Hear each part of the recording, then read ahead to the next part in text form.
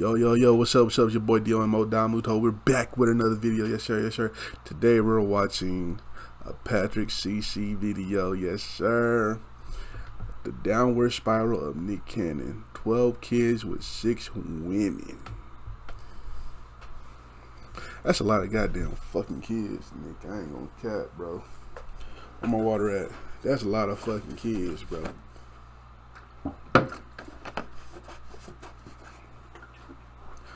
You got Mariah Carey to be one of your baby mamas, nigga. I ain't gonna lie, you goated for that, but still, you a wild nigga, Nick. But anyway, let's get into the video. Corny, unfunny, not talented. I don't know, I just don't like him. These are some of the most common things you will hear whenever people are talking about Nick Cannon. These people are even more enraged to find out that he has 12 kids with 6 different women. Although many of Nick's own words and own 720 at least actions are what caused him to be almost universally disliked, the hatred towards him begins for such insignificant reasons. Nick landed reoccurring roles on Nickelodeon's All That and Kenan and Kel when he was a teenager. He also had various one-offs which led to him securing his own TV show, The Nick Cannon Show, in 2002. This show suffered from terrible reviews and was cancelled after 2 short seasons. But the show being unfunny and unpopular is not necessarily the reason why he was disliked, because he also had a lead role in a very successful movie that same year. Right there, boy. Drumline. This film highlighted HBCU's incredible dedication and pride towards their elite marching bands. While the reactions and reviews for this film are mixed, $57 million in box office revenue proved that it was a hit. Nick was popular, but his roles never portrayed him as the cool kid or the tough guy. Sorry to the band kids out there, but y'all don't got the coolest reputation. I know it sounds silly, but a lot of child stars become associated with their on-screen personality, leading to a warped perception of who they really are. Is that, Nick? And his next role did not change that perception. Love Don't Cost a cult Thing, classic. where his character Alvin Johnson is a nerd who lacks any type of game or swag and has to force himself to be cool to land the most popular girl in school. Probably need to roll your pants up just a little bit. Oh, see, these is Sean John. So I gotta get my swang on. Son, what has happened to your priorities? Oh, nah, see, it was all about what was under the hood. Now I'm trying to be on top of the hood. What? Nick played this role so well that people still to this day think that that's who he truly is. He was plagued with the child star curse, where he can't escape the image of his early roles, and people assumed he was some sort of privileged trust fund baby since he was on TV. But most people don't know that Nick Cannon escaped gang life in Southern California. Nick's father, James, was one of the original members of the Lincoln Park Bloods. Hey, for real, you see a nigga on TV being funny and shit. Don't get it twisted. Niggas been for that. A lot of them niggas be from that shit. Like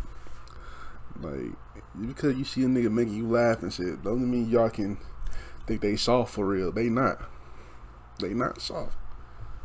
Now they might not do something to you, like, you know, let's say Kendrick Lamar. Kendrick Lamar, he ain't no, I don't think he, you know what I'm saying, he ain't no gang member or nothing like that, nigga.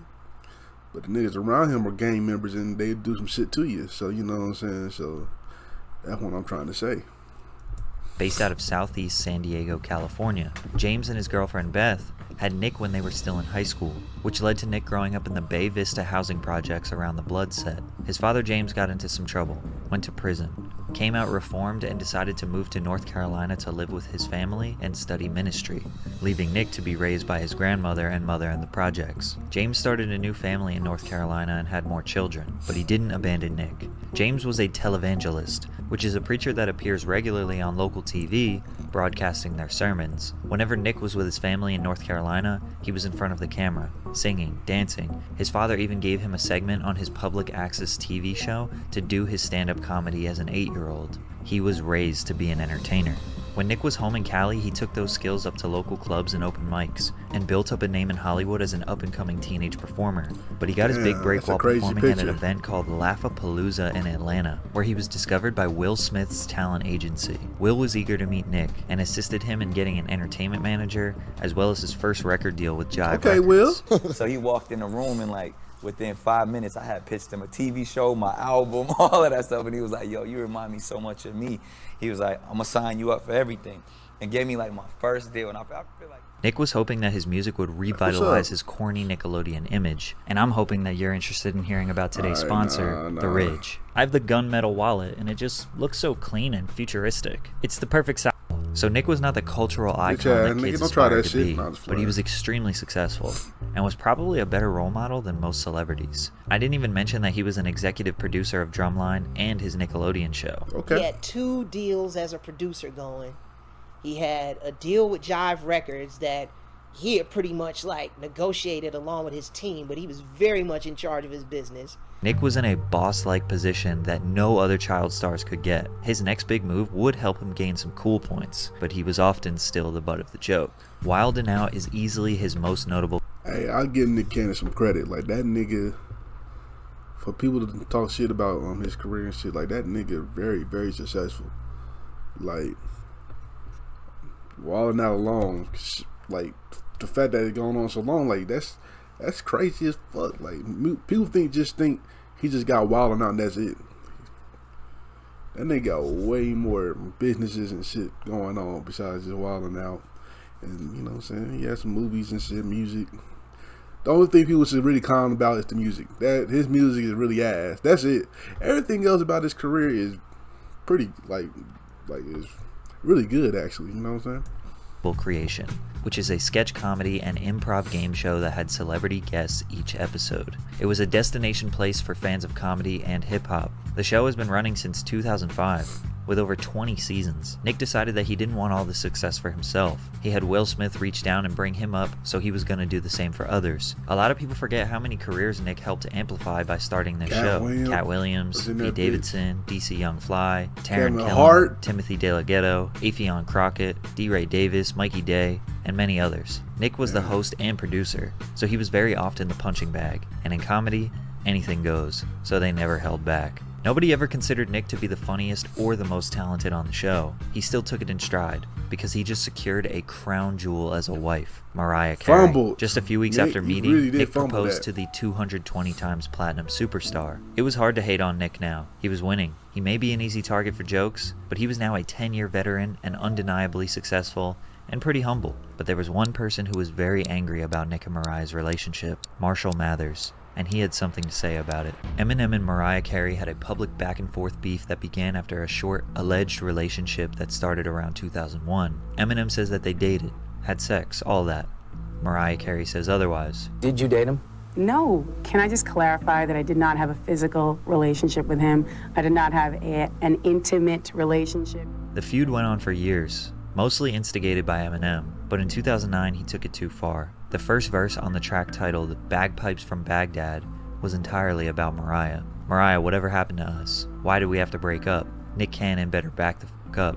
I'm not playing, I want her back, you punk. Then he proceeds to call her the C word and said, Nick, you had your fun, I've come to kick you in your sack of junk. He also says, I wish you...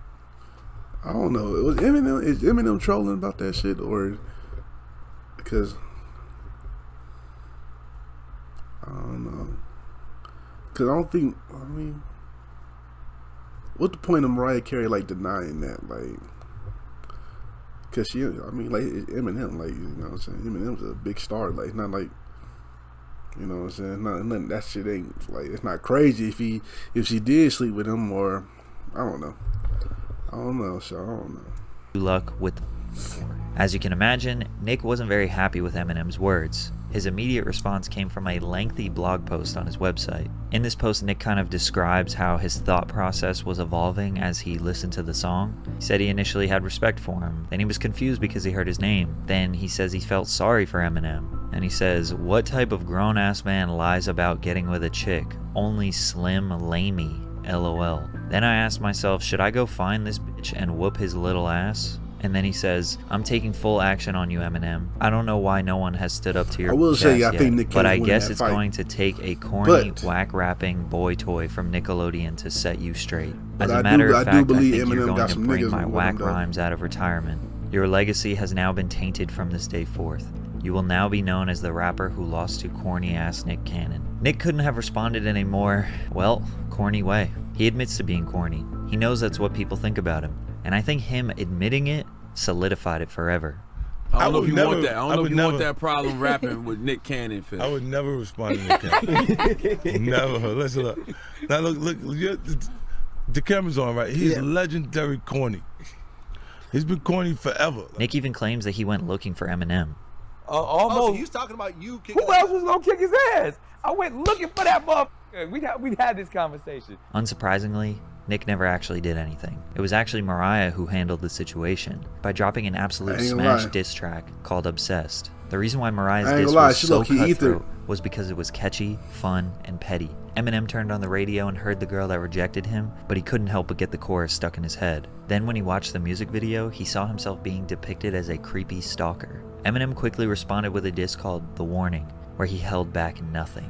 The lyrics in this song are so brutal that if you said them today about a woman, you'd lose everything you have. Regardless, Eminem fans think that Eminem won, Mariah fans think that she won, and both fan bases agreed that Nick Cannon lost. He didn't beat up Eminem, he didn't make him apologize, he swore up and down that he tried everything to get face to face with him, but he actually made it worse. This guy's good, bro. He's going. He's like freestyle. Someone should sign this guy. This was Nick's attempt at promoting his new record called White People Party Music. Nick posted this photo on Instagram. It's official. I'm white. Hashtag White People Party Music. In stores April 1st. Dude, go get it. Join the party. Hashtag good credit. Dog kissing. Beer pong. Farmers markets. Fist pumping. Cream cheese eating. Angry people claim this is whiteface. This is a double standard. Because if a white person did this, it would get them canceled forever. But many other people pointed out that whiteface isn't actually a thing. Blackface is offensive because in the entertainment industry, white people used to paint themselves black and act in a very discriminatory and derogatory manner for other white people's shameful entertainment. There is no history of whiteface, and most white people were not actually offended, but everyone, no matter what race you were, agreed that it was unfunny, annoying, and did not make them want to listen to his album. In fact, he even deleted it off all platforms to this day. He also said this. Anything racist happened to you recently? I don't really look at it like that because I'm the racist. You're the racist. I'm very racist. I'm blatantly Please tell us racist. what happened. Example. I've never heard someone so proud of it before. I am proud to be racist. Okay. I mean, because when you think about what racism actually is, or a racist, it's one who believes their race is superior over certain things. Okay. You know what I mean? There's certain things that I believe my race is superior at. For example? Sex category. It's tough to tell if this is a joke or not because there's clearly an edit made in the video. You can see when Rosenberg asks for an explanation there was something redacted, but people didn't think it was a joke. They just used that as a justification to hate Nick Cannon even more. Why Nick and Mariah got sex divorced in first? You could've 2016. said There was no athlete. drama, bad blood, or a messy story. A clean break. Just 3 months after they divorced, he already had another child named Golden Saigon with Brittany Bell. But for the next 3 years, Eminem was living rent-free in Nick's head, despite the fact that Nick was making huge money moves. Wild 'N Out was over a decade old and still successful. He had become the chairman of Nickelodeon and helped them revive their Teen Nick brand. He was the host of America's Got Talent, had a deal with Viacom that allowed him to produce any show he wanted on VH1, MTV, and Nickelodeon. He had a production deal with NBC, had an extensive list of roles in TV, Like I movies, said, shorts, man. comedy specials, you name it, Nick Cannon has done it. But he still wanted to get at Eminem. Everybody knows I would love Eminem to be on Wild 'N Out. Y'all go convince Marshall. Then over the years, he was constantly rehashing the old Mariah story on various podcasts, talking about how he really wanted to beat up Eminem. Eventually, it got M's attention, and he responded on a song with Fat Joe called Lord Above. I know me and Mariah didn't end on a high note, but that other dude's whipped, that pussy got him neutered. Almost got my caboose kicked. Full quit, you not gonna do shit.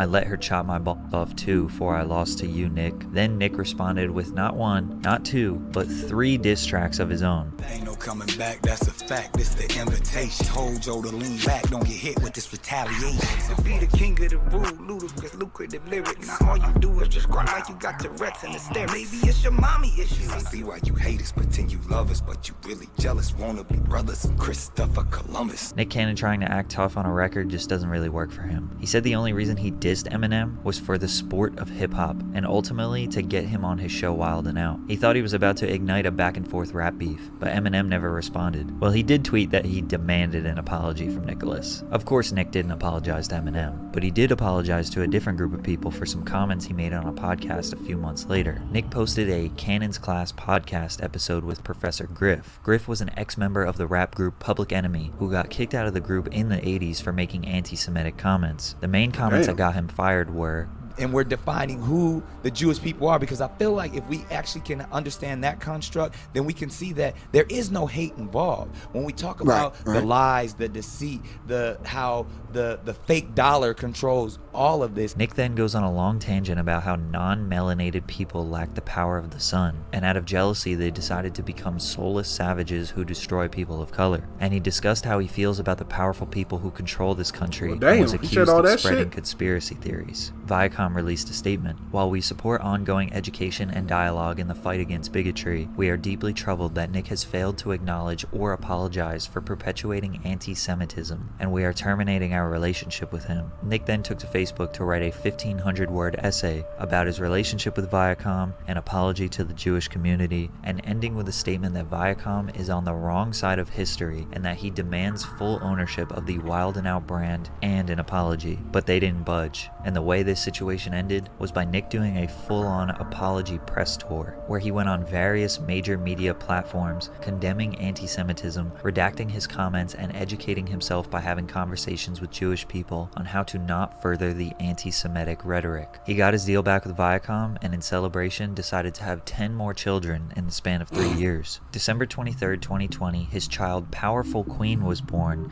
to mother Brittany Bell. 6 months later, his children Zion Mixolydian and Zillion Air were born to mother Abby De La Rosa. Then just 2 weeks after that, he had another child named Zen, born to mother Alyssa Scott, who unfortunately died of brain cancer just 6 months later. In June of 2022, 1 year later, he had his child Legendary Love with mother Bree Tiesi. Then September 14th of this year, he had child Onyx Cole with mother Lanisha Cole, and 2 weeks after that he had another child, Rise Messiah, with mother Brittany Bell. It's also been announced that he's expecting another child with Abby De La Rosa and another child with Alyssa Scott. So Nick is basically getting 3 different women pregnant at the same time 2 years in a row. Now, he's been subject to a lot of criticism for his procreation, but not enough criticism on the choice of these kids' names, though. He's made it very clear that this is his intention. He wants to have this many kids, and he sees this as a blessing. I know you said you won't call him a bad dad, but I will. He's not a good father. He may be kind to them and give them all the financial security and things they'll ever need or want, but he'll never be able to give them the attention and hands-on love they need. Nick has assured people that when he isn't working, he's spending all his free time with his kids and giving them the love they need. I mean, he better keep working because he's gonna need like $100 million to make sure these kids live a good life. But I'm sure these kids will be grateful he amassed a fortune for them. I only saw my dad once every other week for my whole life, and I love him. People aren't quick to defend Nick Cannon because he doesn't have an extensive artistic catalog that is universally loved. But if we are being honest, he has had an incredible career, and the fact that he escaped the projects and built an empire for him and his family is admirable. He definitely let his ego get the best of him at times, and as a successful man, that is bound to happen. He may be corny, he may have a questionable view on a healthy family dynamic, he may have said some bold and irrational things, but there are worse role models. I think he's still overhated. But in 20 years, it's likely that Nick will probably end up in the same beef that 50 Cent has with his son today. Hopefully he doesn't wish his son to get hit by a bus. Oh, you don't believe me? Well, check out this. www way to get your other videos some more views. That's crazy. W promotion. I ain't gonna lie.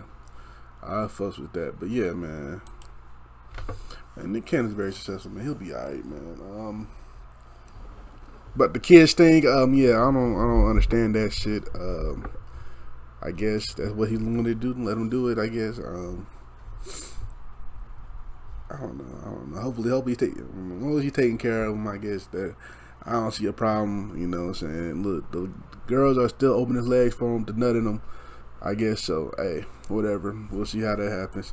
Anyway, you like my reaction? Make you like, comment, subscribe, and I'll catch y'all next time. Peace.